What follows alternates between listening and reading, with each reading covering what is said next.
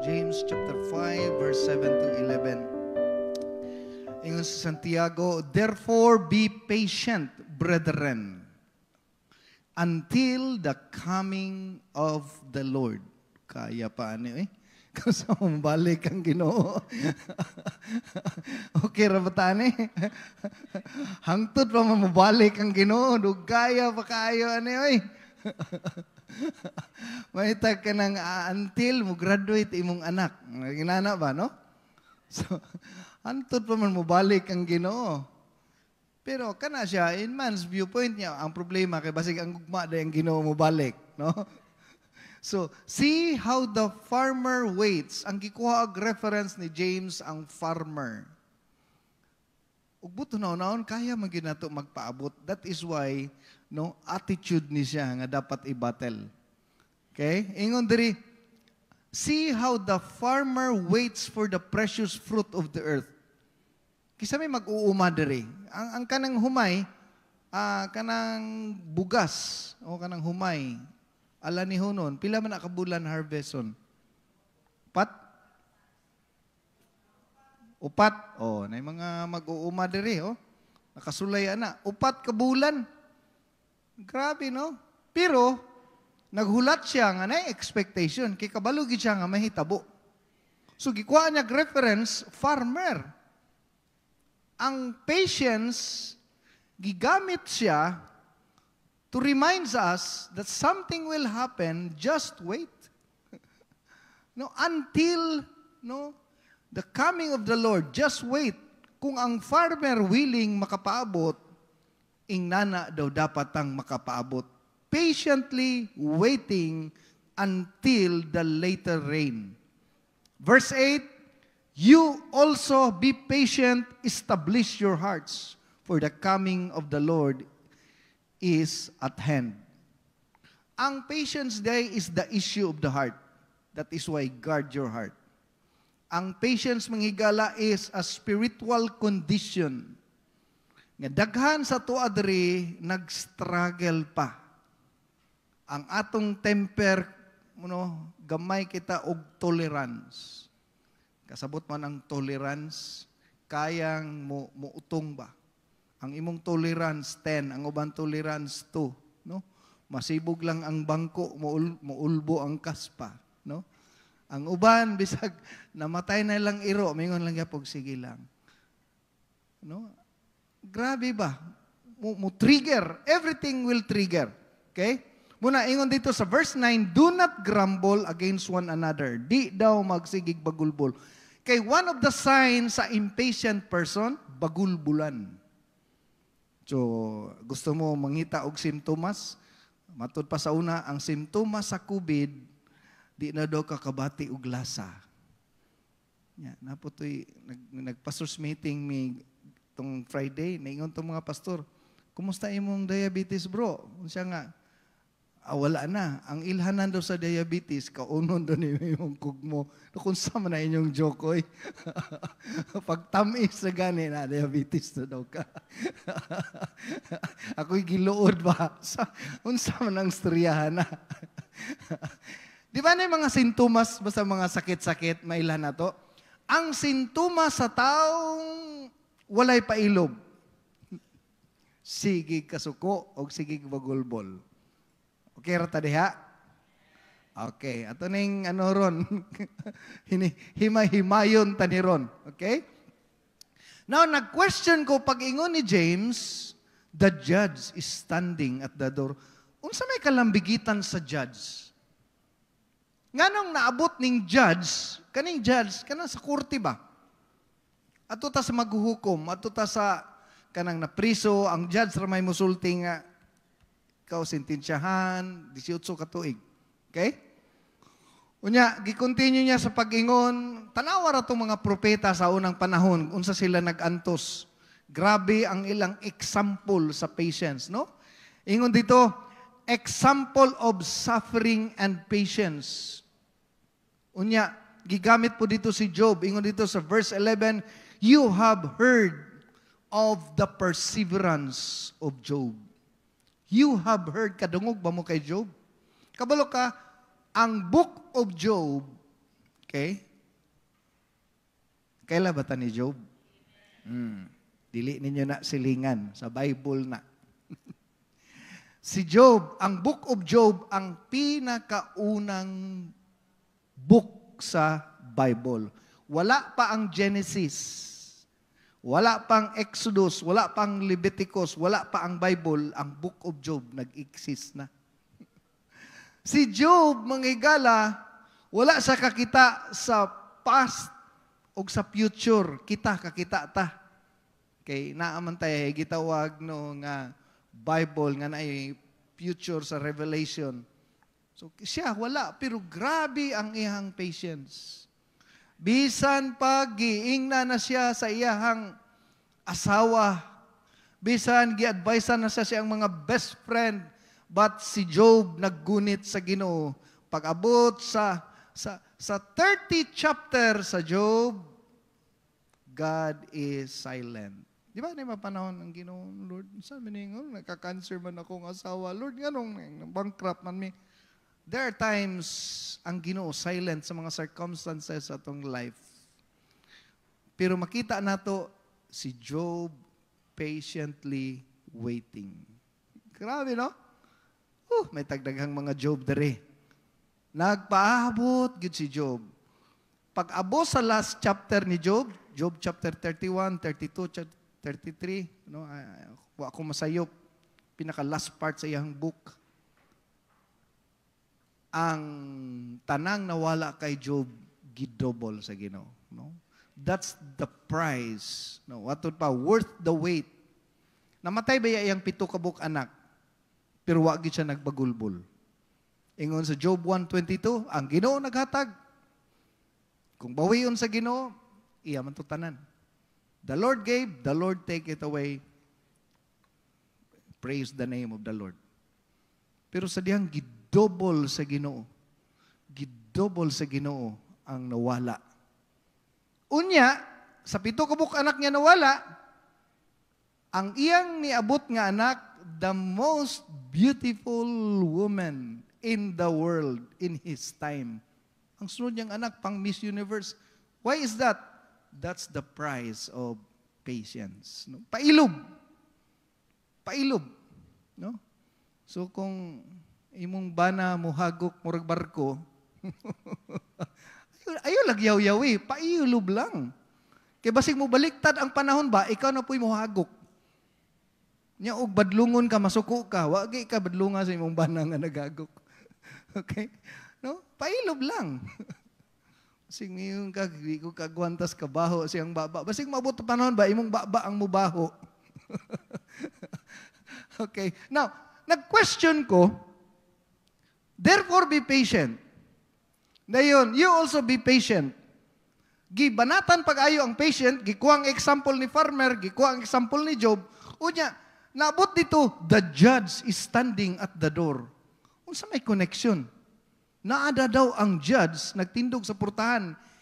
Upon studying this morning, busy kita gahapon, no? Mo day ni ang reason. Kato, James chapter 5, verse 5 man to siya, hangtod sa verse 11. Pag-atras na to sa James chapter 5, verse 1 to 6, mao day ni ang reason. Nganong giingnan, gi-advise ni James nga magpailob? Kay daghan daing mga Christian gidaog-daog. Daghang mga Christian gi-abuse. Ingon si James, kamong mga dato, kisi dato dere. Awa mo angkon, no? Hallelujah. Kisay isog mo angkon nga siya dato. Alawagi mo angkon, no? Ako mataas ko dato. Oh, skaloy, taas sa skaloy. Nangalot di ay. Skaloy ay. Pastor Tony, dato. Daghan. Gamayar din ang mga dato dere. Hallelujah. Pinadan dato sa Ginoo. Paaway din ba dato sa Ginoo? Dili ang tinuod nga dato, sultian ta mo, dili sila lusyutan. Kay kung dato pa sila nangundang na sila negosyo ron. Nganong wa pa man sila kita na namasin na lang tag sugtan ta sa turko makautang og 20,000. Namasin. No? Unta mo sugot ang turko atong 20,000. Pero sila bilyon ilang kwarta, pero wa nangundang og negosyo, so di pa sila dato. Ang tinuod nga dato, katong kabalo sila nga tama na. Wanti mga dato. So kami to. Katong kabalo sila ba nga tama na.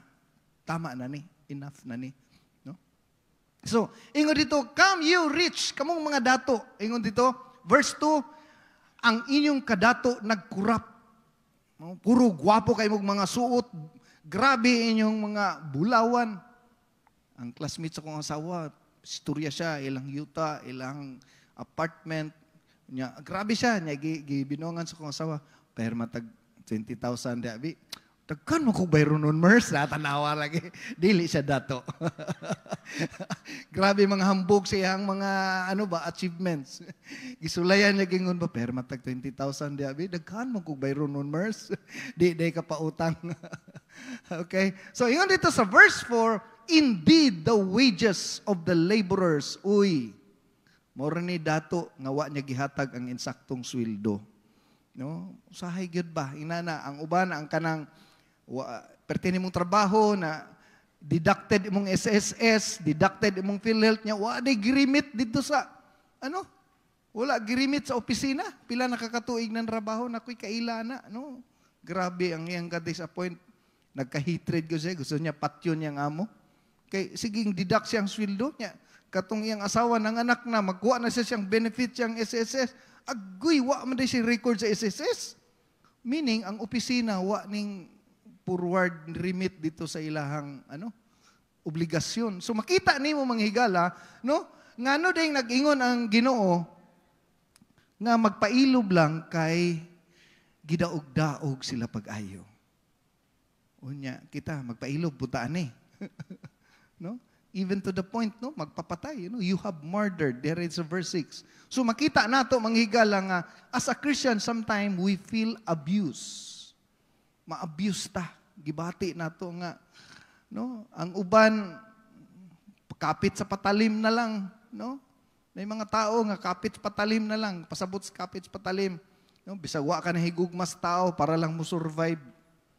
No? Wala na unsay dagway nimo, itom ka, tiguang ka, unsa ka diha, kapit sa patalim. Imuha na lang gyud kay para mo survive. So kakita nimo nga sa feeling sa Christian abuse. Mo dito nag-ingon si James dire, no? Therefore be patient. No? Mo dito ingon to nga susama sa farmer nga nagulat kay nag-remind si James, ingon siya, atras ta. Kay nag-remind si James kung ang farmer, no, naghulat. Okay, atras No, atras. Atras pa isa. Yan. Nag-remind si James, kung si Job nakapaabot, kung ang mga farmer nakapaabot, niya ikaw dili kapaabot. Now, nahimo ni siyang dako kayong issue sa Christian life. Isa ni nga mupatay sa atong kalag, kay daghan nang nawala sa church because of impatient. Di kahulat. Nawala sa church, kay yung gihulat nga banahonon o pangasaunon, wa gyud ni abot. Hawa na lang siya sa church. No? Ngita na lang siya dito sa gawas. So, paabot lang. No? Paabot lang. Yeah. Gusto niya nga justice. Nagi ko'y nadungog hangtod nga naa pa na si brother diha, di kumbalik simba. Grabe good, no? So, padayon ta. Numbers chapter 21, verse 4 hangtod sa verse 5. Impatience, it brings our sin to the surface. Nganong ang impatient attitude is a silent killer. Silent killer. Ang high blood, silent killer. Ang diabetes, silent killer. Anytime kakuhaon. Pag naanaga ni grumbling, pagbagulbol, o pagsupak, pagrebelde sa pastor, it's a sign of impatient. Numbers 21, verse 4 to 5. Dito sa wilderness, they traveled from Mount Hur along the road to the Red Sea to go around Edom. But the people grow impatient on the way. Klaro ba? The people grow impatient along the way. They spoke against God and against Moses. So, ang simptomas sa mga taong walay pailob, musturya ug batok. Musturya ug rebelde. Dili rebelde nga ni Hawa, kanang puro against. Critical. Dayon magsigi ug bagulbol. They spoke against God and against Moses and said, "Why have you brought us out of Egypt to die in the wilderness?" Kulang na lang ngayon, mas may pay katong unbeliever pa mi. Mas may pang katong naa pa mi dito kay Parao. Mas may patong naami dito sa Egypt kaysa naa mi diri sigig pangalagad sa Ginoo unya maura man day gihapon. That is impatient. Okay? Di ba, maabot ang time sa tuwa, makaingon ta nga, mas may pa man wala ako sa church. Mas may pa man akong kinabuhi nga wala pa ako sa church. Mauna nga attitude. Maunang mupatay sa imo, maunang daghang nawala sa church. Wa sila kahibalo. Nga ang pinaka-root of the problem is impatient. Di ka paabot. Daghang kayong mga damages sa di ka paabot. No? Pag-abot sa pila dito sa Davao Light, no, magkisi-kisi, no, gusto gyud mo ilog, manapaw pa. Pag abot dito sa grocery, taas kayong pila, di ka gwanta, di gyud ka paabot. No? Dili ka kaya. Kung baga, matest ang imong patience ba? Di gyud kahulat. Gusto gyud dayon mag-una. Pero matingala ka, kung naay mga panghitabo, anda mo paabot. Na ini mga personal dealing ang Ginoo sa to usahay. Maparihat ang Job ba? Ayaw tao niya hulatakit. Usahay kaning problema na to, ginatudluan ta sa Ginoo, magpailob. Matud pa, patience is a virtue. Say pasabot na to. Dugay na ko kadungog anak nga caption, niya gi-remind sa kong anak pa. Nagsturyahan na mi kaysa, ingan siya, patient is a virtue. No? Nang kuan ba, dako kayo na siya nga dungog para sa imo kung naa kay patient attitude, no, or patience. So, atot pa diri ingon sila, there is no bread, there is no water, and we detest the miserable food. Gisawa nami, gikapoy nami, balik-balik, sige lagmana, buntag mana, udto mana, gabi mana, nagbagulbol sila. Buntag laoy, udto laoy, gabi ilaoy, wa pagisubak. Sige lang tayong nani, hangtad ka no sa tamaging nani. Di ba, usay nana? Balik-balik ka ba itong kinabuhi ba? Sigig simba, wag yapon tami asinso. Sa day yung gipangita di ay. Okay? So, mauni ang mga tao, naabot sila sa punto ba nga, nagreklamo sila. Unya, ang worst diri mauna ni, they spoke against God and against Moses. Silent killer gining di ulay pailob eh. No? Pag di nagikakahulat, basulon dayon nimo si Moses. Nganong gidala pa may dito sa Egypt? Mas may baon sa mawa na gilubnganan dito. Diri na mi pamatyon. Mas may pay dito na lang mis kalibutan. Katong na unbeliever pa mi, wag gyud nagbuot sa amo. Diri, ingon si Moses, liko. Ingon si Moses, pahulay. Ingon si Moses, abanti. Kapuya, ani, uy. Sige na sila reklamo kay Moses. Niabot ang punto, hasta Ginoo gireklamuhan na. Kung tinuod ang Ginoo, di ang timing nani, among silingan, akong igagaw nga, bastos man nun tato, bugoy man tato, asinso man na. Maunay sign sa impatience. It brings our sin to the surface. Kanang dili ta kapailob, gawas, bulutaw na hinoon imong tinuod nga karakter. Muna ingon ni Christ, Matthew 15:11, paminawa ingon ni Christ. Ingon siya, hear and understand. Ingon sa verse 11, what goes into the mouth, okay, not what goes into the mouth defiles a man, but what comes out to the mouth defiles the man. Ang makapahugaw do sa tao, dili ang masigi ka og baboy. No, nangaon nataglitson gabi no. Lamian mo sa litson. Ang naghatag sa litson nara na diri. Murag na enjoy kita sa litson gabi ba? No. Ang makapahugaw sa tao, dili ang sige kaog litson. Si pastor nangitag tambok. Asa na yun? Akin na yung tambok. Eat the fat good daw. No? Ang makapahugaw sa tao, dili mo sige kaog litson. Ang makapahugaw sa tao, ang magsigig reklamo. Klaro ang ingon. Kabalo mo, si Jesus nag-ingon ani, it defiles a man. Mahugawan na hinuong ka. Pero di mong simba-simba diri, hugaw na di ka sa mata sa Ginoo. Manaingon sa Ginoo. Ngano nahugaw man imong baba, puro reklamo kay di ka kapaabot. Hulat lang, gusto kag justice, hulat lang. Wa pa ka naminyo hangtod karon, hulat lang. No? Paabot. Maminyo ra lagi ka. Nara na address kilid-kilid. Grabe, pastor, mga lalaki, mga diri, pastor, mga subidahon, mga kayo. Maraburya po kag dili bakilid. Ato-ato ra niya.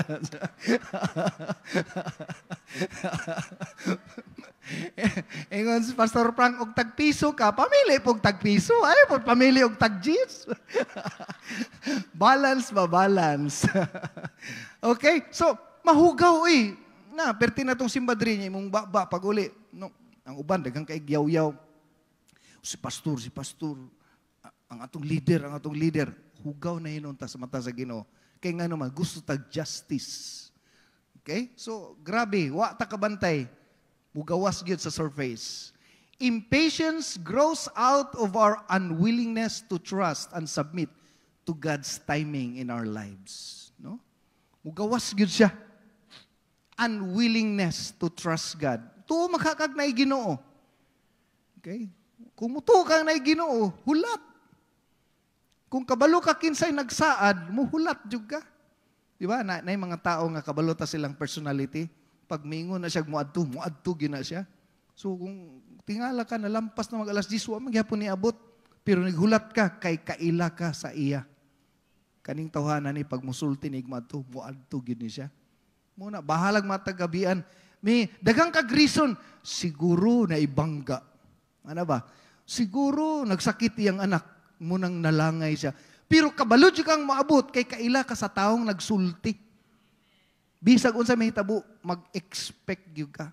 Pero kanang kailagi ka sa tao, nga way klaro, musturyan niya di tumanon. Pag di kayo maabot, di gina maabot. Kaila ko ana. Di ba? So kung kaila ta nga ang Ginoo, mutuman siyang saad, paabot lang. Kay ang impatience, no, mutubo na siya, mudako na siya, wa ka kabantay, wa na day kami salig sa Ginoo. Sige tagreklamo diri, wa na day tay salig sa Ginoo. Wa ta kabalo kung moabot pa ba. Nay gitawag na to God's timing. Ang tawag na to na kairos. Meaning moabot ra gyud ang exact time nga giandam sa Ginoo. Okay, moabot ra gyud na, hulat lang. Okay? Kay usahay di ta kahulat, mahugawa na hinon ang ato ang kinabuhi. So we have to trust God. Impatience versus patience. Impatience tries to wrestle God for control. Wala bag butan nimo ang Ginoo nga dapat mahitabo na. Pero ang patience gladly kneels with hands spread wide, ready to receive all that God has planned and gives. No? Maabot gyud, ihatag gini sa Ginoo, i-provide gini, hulat lang, ampo lang, patiently. Sabi, no? Impatience grumbles, no? Pagbagulbol. Remember, ha? Worship is our channel to God. Grumbling is our channel to the devil. Worship attracts God. Murmuring attracts the devil. Ang Bible nagaingon, sadyang ang mga Israelites nagbagulbol, nagpadala ang Ginoo og daghang bitin. Kay ang pagbagulbol, it attracts the devil. So kung magsige kag bagulbol sa imong bana, sa imong asawa, sa imong trabaho, sa mga tao, sa simbahan, it's a symptoms of impatient. Maunang hangtod karon, dili pa ka i-promote, i-bless sa Ginoo. Once again, God cannot bring you to a promotion nga ang imong karakter dili kayang muhandle. Dapat mo-match ang promotion sa Ginoo sa imong attitude. Okay? Your attitude is your altitude. So kung nakay grumbling spirit, no? It's a sign that you are an impatient person. Maunang daghang kag problema nga di ka kagawas kay gitudluan ka sa Ginoo nga maghulat. Kung ngayon ka, Lord, tudluy ko unsaong paghigugma. Pagkanae mong pagampo, kasi nagampo ana, Lord, tudluy ko unsaong pagpailog. Kung nagayo ka sa Ginoo og tabang nga kabalo kang mahigugma, padadaan jud ka simpre og mga taong di angayan higugmaon. Kinakayo man kag tabang. Tudluan jud kaniya nga tudluan kag mga taong dadaan kag mga taong hinawayon, maglagot ka kay wayon ning tawhanan ni. Wa ka kahibalo, blessing to siya sa imo. Tungod siya makaingon kag kapoy naman ko sa pagkahinawayon, iampo na lang kaha nako. Okay? Pag mo respond na ka in a right way, then God will start to move na sa imong life. Ingnan na siya. No? With patience, it rejoice even while it experience real pains of delay. Sakit man, pero that is for your own good. Natin mga Bible example. Noah waited, wala exact years, pero ang ilang basihan sa calculation is sa dito sa Genesis chapter 7 verse 23 o sa Genesis chapter 6, gi-calculated nila nga 40 to 50 years gi-construct ang Noah's Ark. No? Dili 120 years. Kung basahan niyo mo eksakto, lahi ang gipasabot dito nga 120 years. So grabe nga preparation. But pasabot, si Noah daghang temptation. Tinuod ba gyud kahaning giingon sa Ginoo? Gisugo siya sa Ginoo nga maghimog barko dito ibabaw sa Mount Apo. Nga naunsa naman nga layo man kayong dagat, layo pa kayong sapa, no? Gipatukod siya sa Ginoo, gipa-construct siya sa Ginoo og arka. Siguro 2 years, 3 years, 5 years na nanganak na lang siya. Si Shem, si Ham, si Japet, nanagko niyang anak, nagtabang tunol-tunol na siguro dito. Pwede nga mo give up, pero gitiwas gyud ni Noah.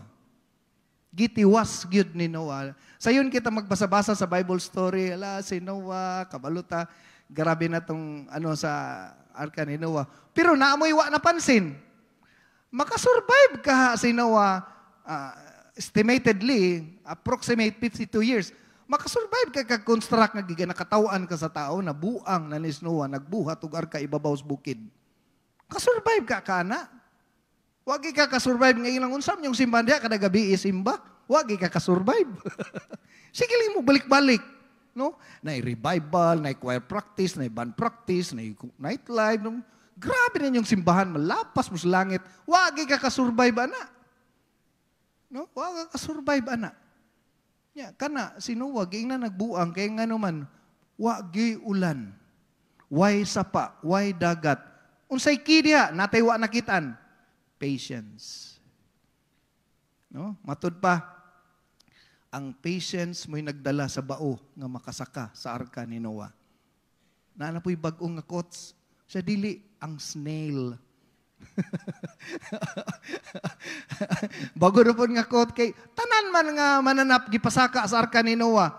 Ingon sila ang patience daw nagdala sa bao nga makasakay sa arka ni Noah. Napoy isa ka writer na ingon no, the snail. Ginoo ko pila man taon to kaadlaw nagsugod og baktas ang snail no para makasaka sa arka ni Noah. Okay? So tanang species nagsakay diha. So makita nimo na ay mga unseen realities. Usay ang tao lami kita na no? Ang pastor, ang brothers, and sister. Pero pag wala na siya patience, na sa Bible na, sa time ni Solomon, gitawag na siya self-control, kuwanda na siya walls. Pag ang tao walay self-control, mura siya city nga walay walls, meaning walay protection. Daghang kay mahitabo sa iyang life. Okay? Another, si Abraham. Okay? Si Abraham, the father of faith. Before siya mahimong father, tistingan sa iyang pagka-father. Kung sige saad sa Ginoo sa iya, tagaan takag anak. You shall be, no, a father of all nation. Pero pag promise sa Ginoo, huy, ingon niya, Sarah, kaligo na. Pahumot na diha. Maghani mo na ta. Kay ang Ginoo nag-ingon, makaanak ta. Katawa pag yun si Sarah, naunsan magangana, upos na gani ta. Pero excited si Abraham, ang Ginoo nag-ingon.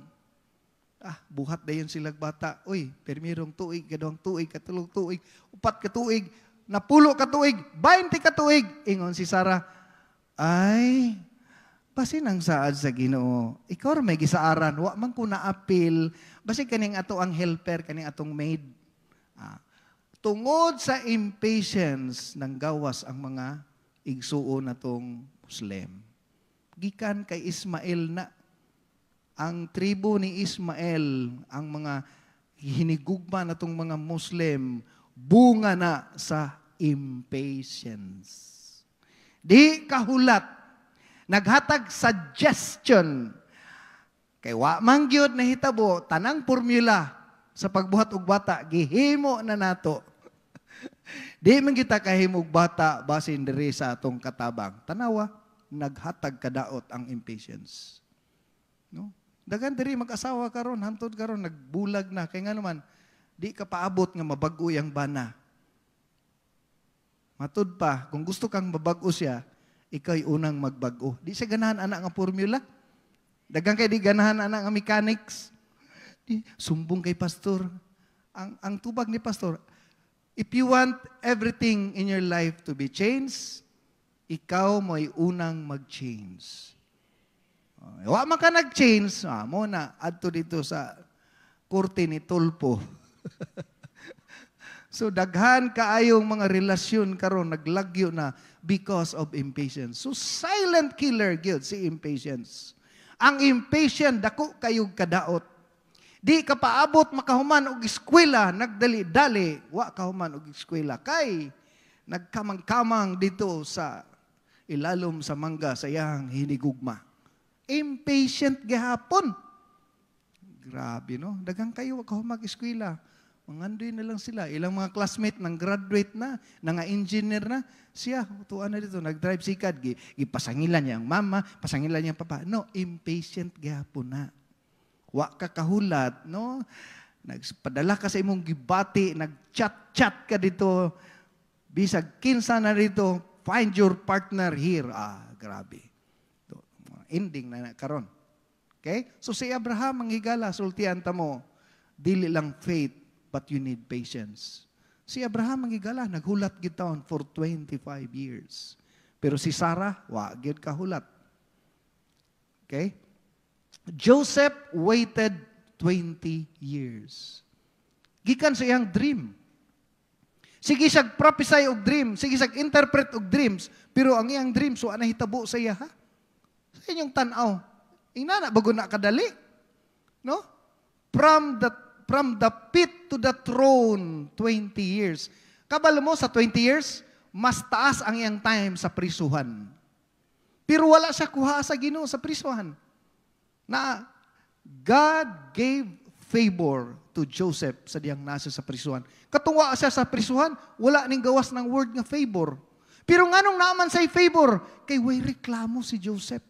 Nagpaabot gyud siya sa Ginoo. Muna nga ang indication sa kadako sa imong problema usa na ka indication sa kadako sa imong future. So dako kayong panghitabo sa life ni Joseph, but because of patience, pailob, patiently waiting, na-reach niya ang promotion nga gi-prepare sa Ginoo. Pero daghang mga Kristohanon, wa kaabot sa ilang destiny. Nawala ang ilang destiny, it's because di sila kapaabot.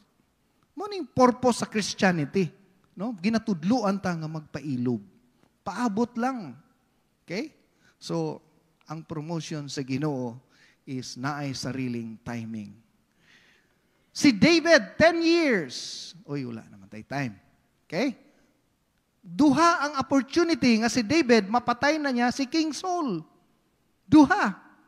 3 years biya siyang gatago-tago sa bukid. No? Nabalitaan nila nga si David sa kalinan, atake na yung tibuok Di ba basta hari ka no? Nya, pila raman taon kauban ni David. Kay patyon siya because of jealousy. Nakatulog man si Saul. Wa bay sakyanan sa una, baktas-baktas biya kas bukid. Unya si King Saul, wa may gym, wa exercise, nakahagok dito sa bukid. Pagpahulay niya dito, gisulod siya ni David, gikuha ang iyang sanina, gigisian niya, ato sa layo, ingon to yung mga kauban ni David, mga tao ni David, patya na kay gihatag na sa Ginoo. Pero sa ingon ni David, dili na ko kayang patyon ang pinili sa Ginoo. Pagmata ni King Saul, ingon dayon si David, kaya takang patyon ganina, nagtapad ta. Daray mo sanina, oh. Pagtanaw ni King Saul, oh, ang opportunity nga mamalos, pwede na, pero wa buhata ni David.